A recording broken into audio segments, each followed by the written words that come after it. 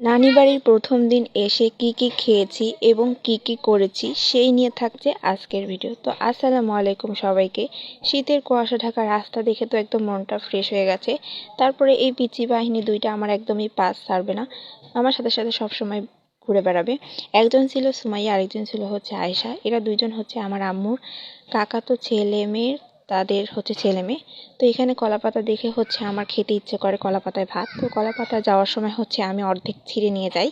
তো এই তো ছিঁড়ে যাচ্ছিলাম, আর বাসায় এসে তো আমি বলতেছিলাম আমি চলে যাব, আর এইদিকে আয়েশা আমার তো একদম যেতেই দিবে না। আমি এক্ষুনি চলে যাবো, হাত ছাড়ো।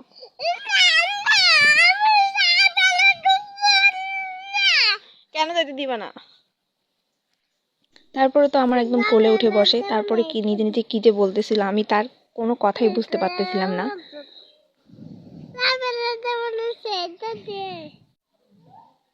তারপরে তাকে রেখে তারপরে খাওয়া দাওয়া করে নিলাম। সকালে খেয়েছিলাম শাক ভাজি, ছোট মাছের ভাজি, আর ছিল ইলিশ মাছ। তারপরে খাওয়া দাওয়া শেষ করে এদিকে আম্মু ঢেকিতে পাড় দিচ্ছিল আর নানি হচ্ছে চাল এদিকে করে নিচ্ছিল। তারপরে হচ্ছে দুপুরে হচ্ছে পাশের বাসায় একদম মিলাদ ছিল, সেই মিলাদ থেকে খিচুড়ি দিয়ে মানে মাংসের সাথে খিচুড়ি রান্না করেছিল, সেটা খেয়েছিলাম। তারপরে খেয়েছিলাম এদের রাতের বেলা আমার খালা এসে হচ্ছে পিঠা বানাচ্ছিল।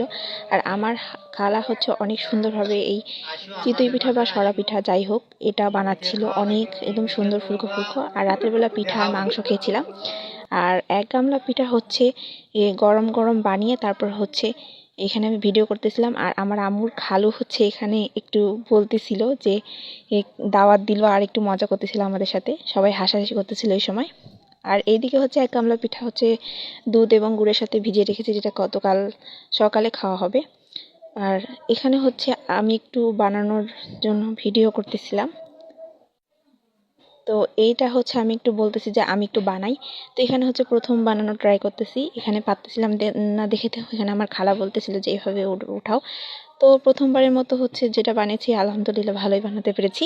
তো আসলে হচ্ছে আমি টুকটাক সব কাজই হচ্ছে শিখেছি এখানে আসি, সেগুলো হচ্ছে আপনাদের সাথে শেয়ার করব। তো এই তো এক এক করে হচ্ছে পিঠা বানিয়ে উঠেছি। তো এই ছিল আজকের ভিডিও, সবাই ভালো থাকবেন, আল্লাহ হাফেজ।